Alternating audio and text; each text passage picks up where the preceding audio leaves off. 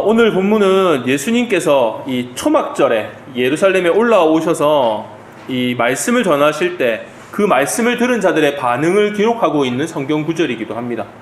우리가 어릴 때 이 찬양으로 불러서 잘 알고 있는 구절이기도 하고요.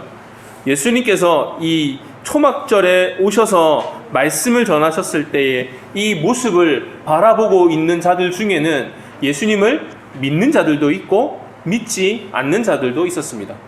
더 정확하게 말하면 예수님께서 선포하신 누구든지 목마르거든 내게로 와서 마시라. 나를 믿는 자는 성경의 이름과 같이 그 배에서 생수의 강이 흘러나오리라 라고 말씀을 하셨을 때 그 말씀을 듣고 믿는 자도 있었지만 그 말씀을 들었음에도 불구하고 믿지 않는 자들도 존재했다라는 사실입니다.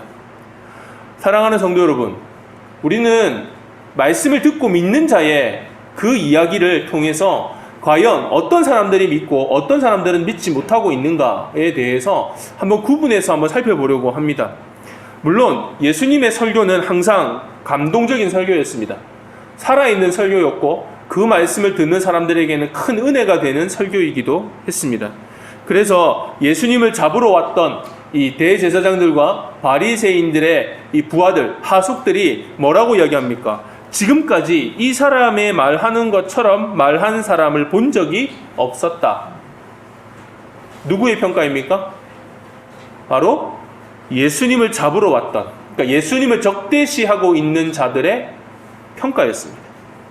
얼마나 예수님의 설교가 위력이 있었던지 잡으러 왔던 사람들조차도 그 말씀을 듣고 감동을 받고 그냥 돌아갔다라고 이야기하고 있는 것이죠. 그런데 여러분, 그것이 더 놀라운 것만큼 더 놀라운 것은 무엇입니까? 그런 감동적인 설교를 들어도 그 설교를 통해서 믿는 자들도 있었지만 믿지 않는 자들도 존재한다라는 사실입니다. 그래서 예수님의 설교가 있은 후에 믿음을 가진 자들과 믿음을 가지지 못한 자들 사이에는 논쟁이 벌어지고 있습니다. 바로 이 말씀을 들은 무리 중에서 어떤 사람은 이 사람이 참으로 그 선지자다라고 이야기하는 사람도 있고 또 어떤 사람은 그가 바로 그리스도다라고 이야기하는 자들도 있습니다. 그런데 여러분 잘 보세요. 오늘 우리가 읽었던 본문 가운데서 뭐라고 이야기하고 있습니까?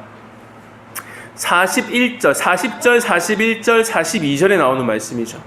42절만 볼게요. 성경에 이르기를 그리스도는 다윗의 씨로 또 다윗이 살던 마을 베들레헴에서 나오리라 하지 아니하였느냐 하며 이렇게 되어 있죠.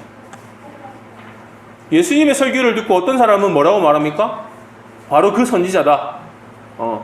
어떤 선지자입니까? 메시아가 이 땅에 오시기 전에 반드시 엘리야와 같은 선지자가 다시 올 것이다 라고 했을 때 그 선지자가 바로 저분 예수가 아니냐라고 하는 사람도 있고요. 또 어떤 사람도 있습니까? 아니야, 그는 선지자가 아니라 바로 그리스도다, 우리가 기다렸던 메시아다 라고 이야기하는 사람도 존재했습니다. 그런데 메시아다라고 이야기하는 소리를 듣고 나서 이제 사람들의 머리가 막 돌아가기 시작하죠. 아니, 저 사람이 진짜 그리스도라면 저 사람은 어디에서 태어나야 된다? 다윗의 씨에서 난다고 했으니까 다윗의 동네인 베들레헴에서 태어나야지. 왜? 저 사람은 우리가 알다시피 어떤 사람이에요? 갈릴리 물이다, 갈릴리 사람이다 라고 이야기하고 있는 것이죠. 자, 여기서 하나의 갈등이 발생을 합니다. 분명히 저 사람이 하는 말이나 저 사람이 하는 이적을 보면 저 사람이 그리스도인 것 같은데, 근데 저 사람은 어디 사람이에요? 갈릴리 사람인 거예요. 분명히 지금 이 의문을 가지고 서로 논쟁하고 있는 사람들은 어떤 사람들입니까? 여러분 잘 보세요. 지금 이 논쟁에 들어가 있는 이 무리들은요, 믿음이 없는 사람도 아니에요. 신앙이 없는 사람들도 아닙니다. 하나님의 것에 관심이 없는 사람들이 아니에요. 왜? 그들의 대화를 자세히 보면요, 그들은 성경적인 지식도 가지고 있었고요, 메시아에 대한 믿음도 가지고 있었습니다. 그런데 분명한 것은 무엇입니까? 그들이 지금 서로 논쟁을 하고 있는 가운데 분명히 우리의 눈에 보이기는 저 사람이 메시아처럼도 보이고 선지자처럼도 보이는데, 문제는 저 사람이 태어난 동네가 베들레헴이 아니라 갈릴리 나사렛 예수라고 하는 사실이 그들의 논쟁을 계속해서 부추겼고 그들을 더욱더 혼란스럽게 만들었다라고 하는 사실입니다. 자, 여기서 우리는 오늘 우리의 이야기의 주제인 왜 그 능력 있고 정말 사람의 영혼을 휘어잡을 만큼 심지어 당신을 예수님을 잡으러 왔던 사람들조차도 예수님의 설교를 듣고 감동을 받고 그냥 돌아갈 수밖에 없을 만큼 능력 있는 설교를 했던 예수님의 설교를 듣고도 어때요? 어떤 사람은 믿었고 어떤 사람은 믿지 못하고 있는가? 그 원인을 오늘 우리는 이 사람들의 논쟁에서 찾아볼 수가 있습니다. 자, 사랑하는 성도 여러분, 왜 사람이요 어떤 사람은 믿음이 생기고 어떤 사람은 믿음이 생기지 않을까요? 오늘 말씀의 제목이 무엇입니까? 믿습니까? 질문이죠. 제가 여러분에게 한번 질문해 볼까요? 한번 여러분은 그 질문을 여러분 마음에 한번 질문해 보십시오. 여러분은 예수가 그리스도시라는 사실을 믿습니까? 근데 왜 어떤 사람은 믿고 어떤 사람은 믿고 싶어도 믿어지지 않을까요? 첫 번째입니다. 바로 본인들이 가지고 있는 삶의 신념이 가로막고 있기 때문입니다. 다시 말해서 본문에 보면 예루살렘에 있는 유대인들이 바로 유대 갈릴리에 있는 사람들을 바라보면서 편견을 가지고 있는 것을 보게 되죠. 여기서 주의해서 보아야 될 점들은 바로 그들이 메시아에 대한 기록을 어디에서 보고 있습니까? 성경에서 그 근거를 가지고 있습니다. 그러니까 여러분, 성경에 나와 있는 내용을 이야기한다고 해서 성경적인 것은 아닐 수 있다라는 사실이에요. 성경의 내용을 이야기한다고 해서 그것이 다 성경적인 것은 아니에요. 왜 그렇습니까? 그들이 분명히 지금 근거로 제시하고 있는 다윗의 자손 예수 그리스도에 대한 이야기를 하고 있습니다. 그죠? 메시아는 장차 다윗의 동네에서 태어날 것이다 라고 하는 말씀을 가지고, 구약의 말씀을 가지고 지금 누구를 평가하고 있어요? 예수를 평가하고 있어요. 그런데 그들이 예수님을 제대로 보고 있습니까? 아니라는 거죠. 성경을 인용하되 그들은 단지 자신들의 주장을 정당화시키는 수단으로 성경의 구절들을 가지고 와서 사용하고 있다라고 하는 사실이에요. 달리 말하면 그들은 자신들이 가지고 있는 갈릴리라고 하는 사람들, 갈릴리라고 하는 지역에 대한 편견을 성경의 구절을 가지고 와서 뭐하고 있습니까? 합리화, 정당화시키고 있다라고 하는 사실입니다. 여러분, 갈릴리 사람들은요 사실은 다 유대인들이죠. 근데 왜 유대인들이 자꾸 갈릴리에서 무슨 선한 것이 나고 갈릴리에서 어떻게 선지자가 나느냐, 이 이야기가 왜 자꾸 나올까요? 여러분, 북이스라엘, 우리가 알고 있는, 그죠? 이 구약에 보면 이 열왕기, 역대기가 다 끝나고 나서, 그죠? 이스라엘이 멸망을 하죠. 이스라엘이 멸망을 할 때 먼저 어떻습니까? 북이스라엘과 남유다로 갈라지고 북이스라엘이 아수르에 의해서 멸망을 당하고 난 뒤에 북이스라엘의 특징, 멸망의 특징 중에 하나가 뭐였냐면 선한 왕이 하나도 없었어요. 그리고 선한 왕이 하나도 없다 보니까 어떤 일이 일어나지 않습니까? 하나님에 대한 신앙의 회복 운동이 일어나지 않았어요. 그러니까 북이스라엘에는 계속해서 반복적으로 악한 왕들만 나오고 그 악한 왕들로 말미암아 어떻게 일이 일어납니까? 계속해서 하나님에 대한 이 불신앙들이 계속해서 일어나다 보니까 아스르에 의해서 멸망당한 북이스라엘은 역사 속에서 완전히 사라져버립니다. 회복이 일어나지 않아요. 물론 악한 왕들이 대다수였지만 가끔 나타나는 선한 왕들에 의해서 남유다는 바벨론에 의해서 멸망을 당했음에도 불구하고 어떻게 됩니까? 다시 돌아와서 성전을 재건하고 성벽을 재건하고 유대가 다시 유지될 수 있는 그 길이 열렸거든요. 근데 북이스라엘은 어떻게 됩니까? 아수르에 의해서 멸망당하고 난 이후에 이 아수르의 정책 중에 하나가 인종들을 다 섞어버렸어요. 그래서 다른 지역에 있던 이방인들을 이 북이스라엘 쪽으로 다 이렇게 보내면서 이스라엘의 원래 유대인들과 이방민족들 간의 혼혈이 나타나죠. 혼혈로 나타난 이 족속이 바로 그 유명한 사마리아인들이었습니다. 이 유대인들이 그토록 멸시하고 천대했던, 상종하기도 싫어했던 사람들이 바로 사마리아인들이었죠. 그러다 보니까 북쪽에 있는, 이스라엘의 북쪽에 있는 이 갈릴리 지역에 살던 사람들이 남쪽에 있는 사람들에게 오기 위해서, 예루살렘에 오기 위해서는 어떻게 해야 됩니까? 사마리아 지역을 건너와야 되는데 그것이 싫어서 요단강을 건너가지고 오히려 이방 땅을 거쳐서 오는 경우들이 생기겠다는 것이죠. 근데 지금 예수님 당시에 바로 이 갈릴리 지역은 누가 살고 있습니까? 죄송하지만 지금 이 갈릴리 지역에는 옛날의 갈릴리 사람들은 없어요. 다시 말해서 아수르에서 멸망당하면서 이방 민족들이 막 들어와가지고 생겼던 그 이방인들이 살고 있는 땅이 갈릴리 지역이 아니라는 거예요. 이미 갈릴리 지역은 누가 살고 있는 겁니까? 순수한 유대인들이 살고 있는 지역이었고요. 이스라엘 사람들이 계속해서 멸시했던 그 이방인들과 같이 대우했던 사마리아 사람들만 남아있었지. 예수님 당시에 사마리아인들만 남아있었지 이방인들이 갈릴리에 살고 있지는 않았다라는 사실이죠. 자, 그런데 왜 그토록 유대인들은 이 남쪽, 정확히 말하면 남쪽 예루살렘으로 중심으로 살고 있던 남유다에 있던 사람들은 왜 북쪽에 있는 갈릴리 사람들을 그토록 경멸했을까요? 이유는 하나였어요. 가난입니다. 가난. 한마디로 유대인들은 가난은 죄다라고 생각을 했던 것이죠. 그러니까 부하다, 부자다라고 하는 것은 하나님께 복을 받았다라고 생각을 한 거예요. 그러다 보니까 이 유대인들이 북쪽에 있는 갈릴리 사람들을 생각할 때 저 사람들은 가난해.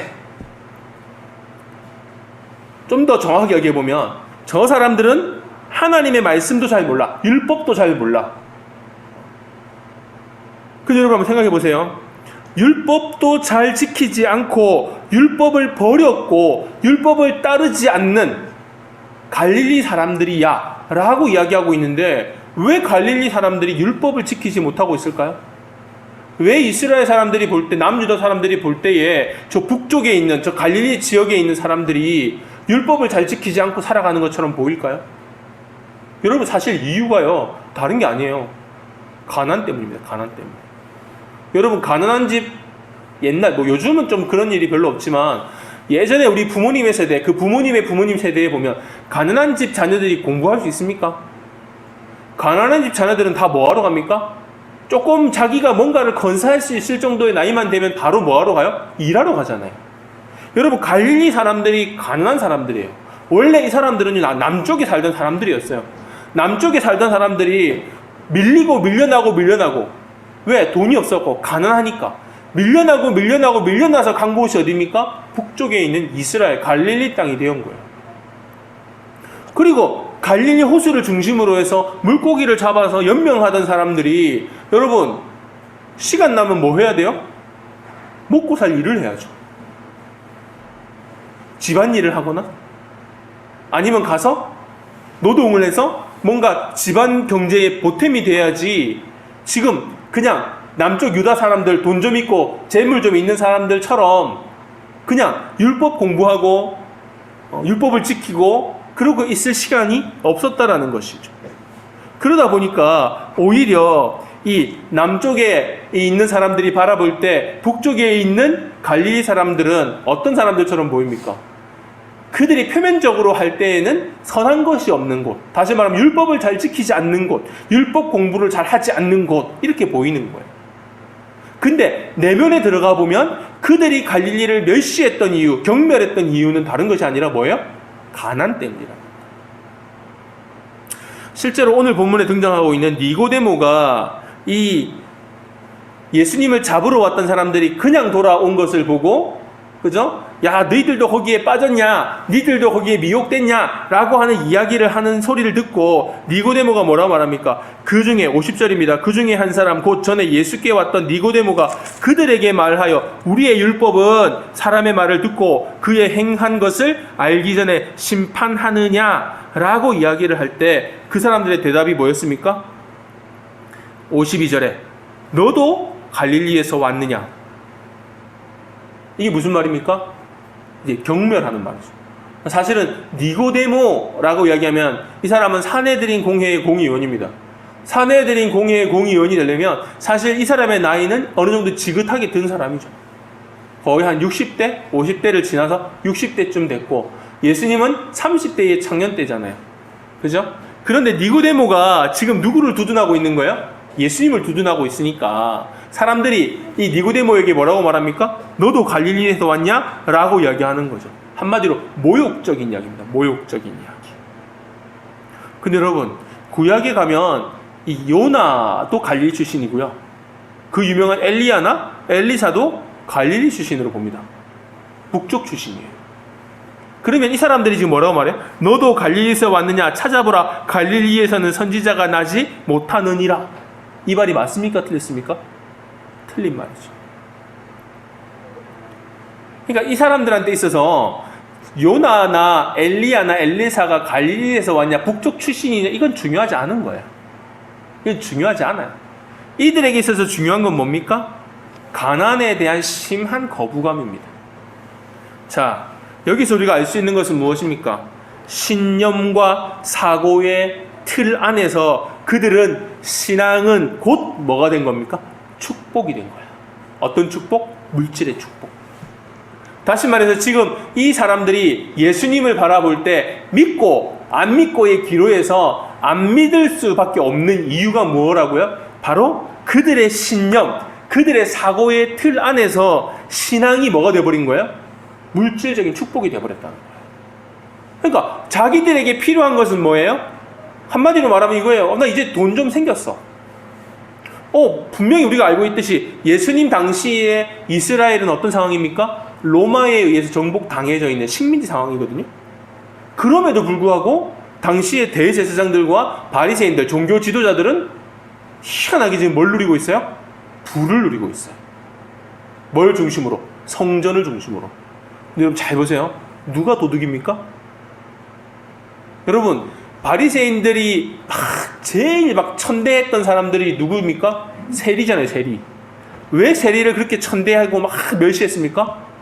세금을 거두어서 요즘 말로 하면 세관, 그죠? 세금 징수원이었는데, 국세청 사람이었는데, 지금은 공무원이고 인기 좋지만, 그때는 어떻습니까? 로마에게 바쳐야 될 세금을 배로 받고, 그죠? 갑절로 받아가지고, 나머지를 다 착복하니까, 자기 오주머니에 넣어버리니까, 사람들이 그들을 멸시를 했거든요. 근데 정작 보세요. 대제사장들과 서기관들과 바리새인들, 소위 말해서 종교적인 사람들이 지금 부를 누리고 있는데 그들이 누릴 수 있었던 부의 원천이 어디에 있습니까? 성전이에요, 성전. 그럼 성전의 물질은 어디에서 왔습니까? 바로 성전 제사를 드리기 위한 백성들이 가지고 드렸던 헌금이에요. 예물이에요, 예물. 그러니까 하나님의 것으로 지금 뭘 누리고 있는 거예요? 자신의 부를 축적하고 있는 거예요. 그러니까 진짜 도둑은 누구예요? 예수님 잡으러 갈 때 예수님이 이 마지막 겟세마네 동산에서 기도하고 계실 때 대제사장들의 부하들이 예수님 잡으러 오잖아요. 그때 예수님 잡으러 왔을 때 그들의 손에 들려있었던 게 뭐였습니까? 몽둥이 들고 잡으러 오죠. 몽둥이 들고 오잖아요. 그걸 보고 예수님께서 뭐라고 말해요? 도둑 잡으러 왔냐고. 지금 너희들이 도둑 잡으러 왔냐고 그러시잖아. 여러분, 정작 도둑은 누구예요? 그 몽둥이 들고 예수님 잡으러 왔던 사람들을 보냈던 종교인들이었어, 종교인들. 근데 지금 그들이 지금 뭘 하고 있는 겁니까?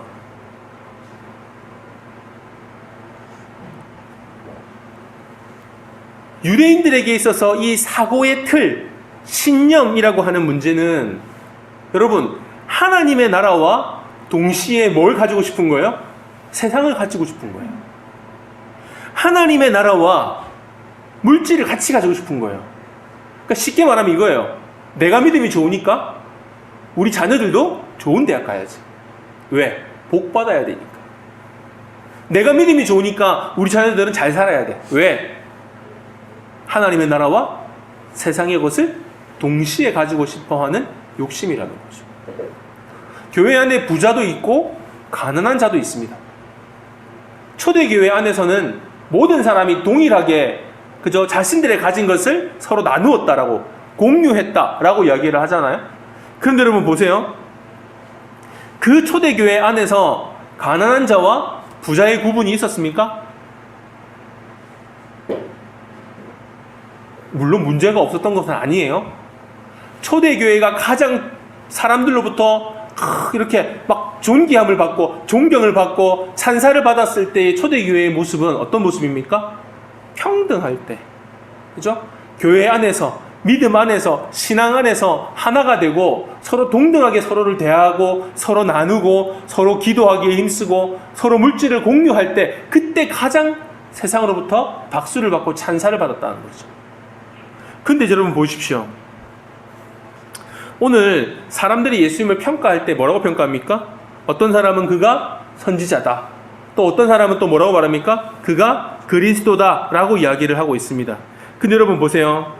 지금 이 선지자다 라고 하는 사람들에게 있어서 선지자라고 하는 사람은 어떤 사람입니까? 마치 모세와 같이 그들을 구원해 줄 사람, 구원자라고 생각하는 사람들이라고 할 수 있고요. 또 예수님을 가리켜서 그리스도다라고 이야기할 때 그 그리스도는 어떤 의미를 가질까요? 여러분 정치적인 해방자라는 의미를 가지고 있습니다. 메시아, 자신들을 구원해 줄 정치적인 메시아. 한마디로 해서 돈도 있고 자기의 부도 있는데 뭐가 없어요? 권력이 없는 거예요. 왜? 권력은 지금 어디에 있습니까? 로마에 있기 때문에. 유대인들이 어떻게 할 수가 없는 거예요.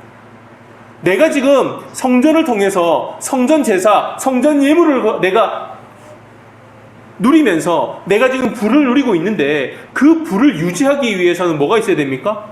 권력이 있어야 됩니다. 내 부를 지켜줄 수 있는 권력이 필요한 거예요. 그러니까 그들에게 있어서 메시아는 어떤 분입니까? 바로 자신들의 부를 지켜줄 수 있는 메시아가 필요한 거죠. 그런 선입견, 그런 편견을 가지고 있는 사람이 예수님을 볼 때 예수님이 메시아처럼 보일까요? 어떻습니까? 자, 우리가 여기까지 왔어요. 다시 한번 우리가 한번 정리를 한번 해봅시다. 여러분, 지금 예수님을 바라보는 사람들은 두 부류입니다. 그죠? 어떤 사람이에요? 믿느냐? 안 믿느냐? 그죠? 자, 믿는 사람은 어떤 사람입니까? 우리가 같이 나누었던 산상수훈에도 보면 심령이 가난한 자는 복이 있나니 천국이 저들의 것이요 라고 이야기를 했죠. 다시 말해서 심령이 가난한 자들인 거예요. 진정한 구원자가 필요한 거예요. 지금 자신들의 그 어려움을 해결해 줄 수 있는 단순히 물질을 채워주는 그런 사람이 아니라 바로 자신들의 영혼을 구원해 줄 참된 구원의 구세주가 필요한 거죠. 자, 그들은 어떻습니까? 믿어지는 거예요. 예수님을 따라다녀요. 쉽게 말해서 어떻습니까? 예수님의 제자가 되어버린 거죠. 또 한 부류는 어떤 사람들입니까? 또 한 부류는 믿지 못하는 자들이에요. 그들은 왜 못 믿습니까? 그들이 못 믿는 이유는 그냥 단순하게 이해가 안 되거나 안 믿어져서 안 믿는 게 아니라 그들을 가로막고 있었던 신념, 사고의 틀, 그죠? 신념 체계가 있다는 거예요. 갈릴리에 대한 경멸. 그리고 지금 자기들에게 필요한 것은 단순히 그냥 기적 일으키고 이적을 일으키는 마술사와 같은 메시아가 아니라 지금 자기들에게 필요한 것은 뭡니까? 바로 자신들의 부, 이 재산을 지켜줄 수 있는 권력자가 필요한 거예요. 근데 예수라는 사람을 보니까 어때요? 막 사람들을 선동할 것 같고 막 사람들이 따르니까 야, 저 사람이 만약에 우리의 왕이 된다면 로마를 물리치고 우리를 구원해 줄 수 있는 메시아가 되겠다라고 하는 믿음이 들어야 되는데 종교 지도자들이 가만히 보니까 오히려 어때요? 쉽게 말하면 가난뱅이인 거예요. 요즘 말로 하면 노숙자예요. 길에서 자고요. 가난한 자들과 먹고요. 가난한 자들과 함께하고 있는 거예요. 그러니까 부자 입장에서 볼 때 저 사람은 자신들을 지켜줄 만한 정치적인 메시아가 아닌 거죠. 그러니까 아무리 예수님께서 오셔서 진리의 말씀을 전한다 해도 그들의 마음은 열리지가 않는 거예요. 믿어지지가 않는 거예요. 한마디로 말해서 변화되기 싫어하는 마음이 더 크다라고 하는 것이죠. 그래서 아무리 말씀을 들어도 깨닫지 못하고, 그죠? 아무리 말씀이 선포되어도 그들은 지금 중요한 것은 자신들의 신념을 지키고 자신들의 재산을 지키는 것이 더 중요하지. 예수님의 말씀이 선포되고 그 말씀에 자신을 비추어 보았더니 나의 죄가 드러나고 그 드러난 죄 때문에 하나님 앞에 통해 자복하면서 정말 애통해하는 마음으로 하나님의 나라가 이 땅 가운데서 이루어질 것을 바라고 엎드리고 기도하는 그런 모습들은 애초에 나타나기가 어려운 것이죠. 사랑하는 성도 여러분, 이제 우리 이야기를 좀 해봅시다. 여러분 믿으십니까? 나는 왜 안 믿어질까? 왜 나는 믿음이 성장하지 않을까? 이런 고민 해보신 적은 없으세요? 물론 전제는요, 우리의 믿음은 선물입니다. 네. 하나님께서 선물로 주실 수밖에 없어요. 왜? 그 누구도 자랑할 수 없어야 되는 것이 우리의 구원이기 때문이에요. 여러분, 이스라엘 백성들이 출애굽을 했을 때 제일 먼저 맞닥뜨렸던 가장 큰 절망이 뭐였습니까? 홍해였어요. 홍해바다. 홍해바다가 왜 그토록 절망이 컸습니까? 앞에는 홍해바다가 가로막고 있는데 뒤에는 누가 쫓아오고 있어요? 바로의 전차 부대가 죽이겠다고, 다 죽여버리겠다고 쫓아오고 있었기 때문에. 당시 최강의 부대가 그 출애굽을 한 백성들, 여러분 원래부터 이스라엘 사람들이 하던 일이 뭐였어요? 농사 짓고 벽돌 만드는 일이었잖아요. 군대 일을 하지 않았어요. 군사훈련을 받지 못했습니다. 자, 그랬던 이스라엘 사람들이 이제 광야에 가서 제사 드린다고 이야기하고 지금 짐을 싸가지고 지금 광야에 헤매고 다니고 있는데 앞에는 홍해 바다가 가로막고 있는데 뒤에는 누가 쫓아와요? 완전 군 무장을 하고 온 전차 부대가 쫓아오고 있는 거예요. 여러분, 그 절망 가운데서 하나님이 주셨던 말씀은 뭐였습니까? 가만히 서서 오늘 너희 앞에서 하나님께서 이루실 구원을 뭐 하래요? 보라고 그랬어요. 구원을 지켜보라는 거예요. 뭔가를 하라고 안 하셨어요. 하나님께서 모세에게 홍해를 가르고 백성들을 건너게 하시는데 모세의 손에 들려있던 지팡이를 통해서 하나님께서 뭔가를 하셨던 것처럼 착각을 하는데 모세가 한 것도 사실은 없어요. 성경을 자세히 보면 모세 홍해 바다 앞에서 손을 든 것밖에 없어요. 막 지팡이를 휘둘러가지고 홍해 바다를 탁 때리니까 홍해 바다가 쫙 갈라지듯이, 수박이 쫙 짜게지듯이, 아니면 얼음이 활이 쫙 갈라지듯이 갈라지지 않았어요. 그죠? 성경 보니까 그냥 모세는 뭐만 했어요? 그냥 손을 높이 들었어요. 그랬더니 어떤 일이 벌어집니까? 바람이 불고 홍해 바다가 갈라지기 시작하는 거예요. 여러분, 이것이 무엇입니까? 하나님이 우리를 통해서 이루실 구원은요, 우리가 어떤 것도 한 것이 없다라는 거예요. 없어요. 아무것도 없어요. 근데 그 구원의 근거가 무엇입니까? 믿음이잖아요. 믿는 자에게 주시는 구원이잖아요. 다시 말해서 하나님께서 믿음을 선물로 주셨는데 그 믿음의 선물, 그 씨앗과도 같은 그 믿음이 내 마음판에 새겨졌다면, 심겨졌다면 이제 그 다음에 일어나야 될 일은 무엇입니까? 그 씨앗이 싹이 트이고 성장을 하고 열매를 맺어야 되는데, 그게 믿음의 삶의 열매가 맺혀야 되는데 왜 나의 삶에는 아무런 변화도 일어나지 않고, 왜 나는 아직도 믿어지는 것 같지도 않고, 왜 내가 믿음이 있는지도 모르겠고, 여러분, 가장 근본적인 원인이 무엇이라고요? 바로 내 사고의 체계, 내 신념의 체계라는 거죠. 선입견을 가지고 있다는 것이죠. 유대인들에게 선입견은 가난에 대한 선입견이었어요. 가난이 싫은 거예요. 그냥 하나님은 내 부를 그냥 지켜주시고 더 채워주실 하나님만 필요하지, 메시아조차도 우리를 구원해줄 메시아가 아니라 내 정치적으로 오셔서 정치적으로 나의 이 부를, 나의 재산을 지켜줄 메시아가 필요했던 것이지.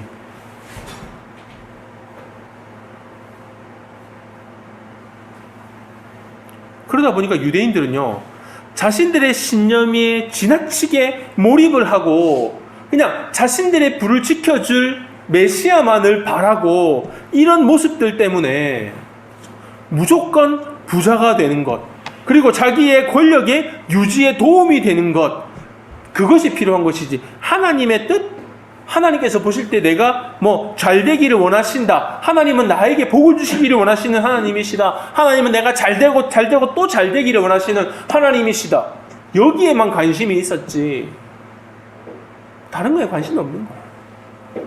내 옆에 형제가 지금 굶주리든 말든 그런 건 아무런 문제가 되지 않는 거예요. 사랑하는 성도 여러분, 지금 우리가 살고 있는 이 시대 가운데서 교회의 위치를 한번 생각해 봅시다. 여러분, 교회라고 하는 말은 다른 말로 하면 믿는 자들의 모임이잖아요. 믿는 자들, 그래, 성도의 무리, 그죠? 그렇다면 교회라는 다른 말로 하면 어떤 사람들입니까? 예수가 그리스도, 우리의 영혼의 구원주로 우리가 믿어지는 자들인데, 그렇다면 우리가 살아갈 때 있어서 제일 먼저 점검하고 없애야 될 것은 무엇입니까? 바로 잘못된 가치관이라고 하는 사실. 나의 필요를 채우기 위해 필요한 예수 그리스도가 아니라는 사실이죠. 오히려 우리는 어떻습니까? 부자일 수도 있고 가난할 수도 있습니다. 부자는 복받아서 부자고, 가난한 사람들은 하나님 잘 안 믿어가지고 벌받아가지고 가난한 것이 아니라는 거예요. 여러분, 타고나게 느린 사람도 있고요, 타고나게 투자에 실패하는 사람도 있어요. 어떤 사람은 이사만 했다 하면 집값이 막 올라가지고 몇 번 이사하고 나서 집 한 채 자기 돈으로 딱 사는 사람도 있지만요, 어떤 사람은 아무리 이사를 가도 자기가 이사하면 그 집 하나도 안 오르다가 그 사람 이사가고 나면 오르는 사람도 있어요. 옮기고 나면 올라요. 예전에 제가 학교 다닐 때 택시를 탔더니 택시 기사가 그런 이야기를 하더라고요. 나 자기는 앞으로 이사하면은 침례신학대학 이사하는데 따라갈 거라고. 무슨 말인가 했더니 침례신학대학이 옮긴 데마다 집값이 그렇게 올랐대요. 원래 침례신학대학교 있었던 목동에도 거기 침신이 옮기고 아파트가 들어섰는데 그 아파트가 그렇게 올랐대요. 또 침례신학대학이 다시 어디로 옮겼어요? 노원으로 옮겼잖아요. 노원, 유성, 그죠? 제가 다닐 때만 해도 진짜 시골이었는데 얼마나 지금 뭐 삐까뻔쩍하게 올랐습니까? 집값이 거의 100배 이상 올랐잖아요. 그때 제가 알기로 몇천 원 했는데. 그런데 여러분 보세요. 어떤 사람은 그렇게 잘 따라가가지고 정말 자기 생각지도 않았던 부를 누리는 사람도 있지만, 여러분, 가난한 사람도 있는 거예요. 지금은 어떻습니까? 뭐 많은 사람들이 투자 이야기를 많이 하잖아요. 주식에 투자하거나. 그것도 공부해야 되는 거잖아요. 그죠? 또 근데 그 공부가 그냥 됩니까? 관심이 있는 사람들이 되는 거죠. 사실 우리가 믿어야 되는 신앙, 우리가 믿어야 하고 누리고 살아내야 될 이 믿음은 신념의 그 체제를 넘어서는 것이죠. 오히려 신념 그 이상의 효과가 있고 신념 그 너머의 그 모든 것을 다 누리는 것이 우리의 믿음이고 신앙이고 우리가 추구해야 될 바인데, 그 앞에 놓여져 있는 신념이 가로막고 있어서 우리가 믿음을 누리지 못한다라고 하는 것은 얼마나 가슴 아픈 일인지 모르는 것이죠. 오늘 우리가 정말 사모해야 될 것이 무엇입니까? 바로 우리가 진정으로 추구하고 누리며 살아야 될 것은 무엇입니까? 우리가 이 땅을 살아가면서 누리면서 살아야 될 가장 소중한 것이 무엇일까요? 내 신념입니까? 내가 추구하고 있는 이 나의 재산을 정말 지켜줄 수 있는 그런 메시아입니까? 성경은 오히려 뭐라고 말하고 있습니까? 오히려 우리가 하나님을 온전히 믿고 하나님으로부터 온전히 누릴 수 있는 더 넓고 더 많은 것들이 오늘 우리 앞에 놓여져 있는데, 혹시나 우리도 이 유대인들과 같이 단순히 이 가난을 경멸하고 부를 추구하는 이 신념 때문에 정작 자신들이 누려야 될 것들을 더 많고 더 크고 더 가치 있는 것을 누리지 못하고 잃어버리고 살고 있지 않은지 오늘 우리에게 돌아보라고 이야기하고 있습니다. 사랑하는 성도 여러분, 부는 일시적인 겁니다. 명예, 권력도 일시적인 겁니다. 모든 사람이 다 때가 되면요, 손을 털고 빈손으로 돌아가야 됩니다. 어디로 돌아갑니까? 아버지 나라로 가야 되잖아요. 원래 우리가 있어야 될 곳으로 가잖아요.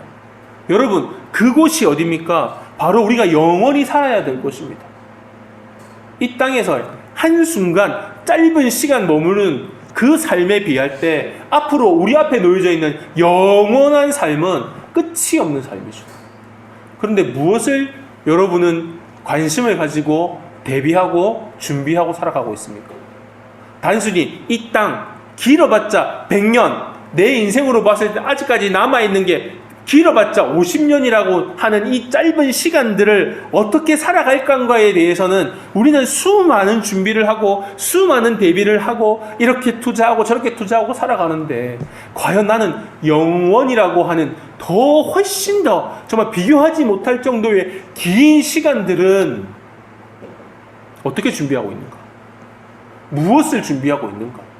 어떻게 대비하고 있는가를 바라보면 때로는 한숨이 나오죠.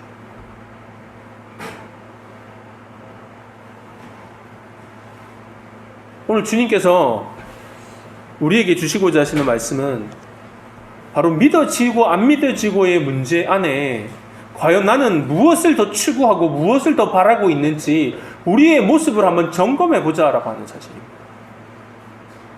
과연 나는 영원한 것을 사모하고 영원을 준비하고 살아가고 있는지, 아니면 짧고 그냥 일순간 끝나버릴 지금 이 땅에서의 삶에 목숨을 걸고 살고 있지는 않은지, 그리고 그 너머에 영원을 준비하면서 혹시 나는 잘못된 신념 때문에 그 너머에 있는 것을 보지 못하고 가로막혀 있지는 않은지 오늘 우리의 신앙을 한번 점검해 보시기를 바랍니다.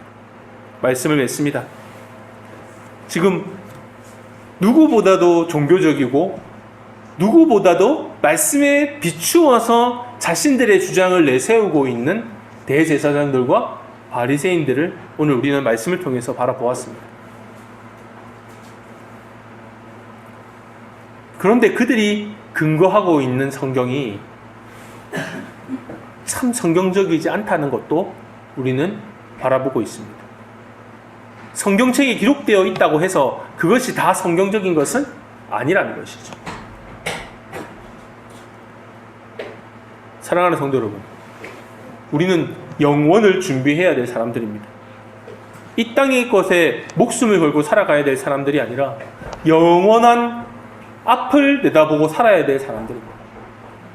그 영원의 삶을 딱 판결을 짓는 것은 결국 우리 안에 있는 믿음뿐이 더 이상 없습니다. 그렇다면 우리는 무엇을 준비해야 됩니까? 우리의 믿음이 온전하게 성장해 나아가도록 준비해야 되겠죠. 오히려 나의 낮음과 나의 적음과 그죠? 나의 부족함을 주님 앞에 온전히 내어놓고 예수 그리스도를 통해서 하나님의 은혜를 통하여서 진정 그 너머에 있는 더 가치 있는 것을 바라보기를 구하시는 우리 성도님들이 다 되시기를 주님의 이름으로 축복합니다. 진정한 미래, 영원한 세계를 사모하시는 우리 성도님들 다 되시기를 주님의 이름으로 축복합니다.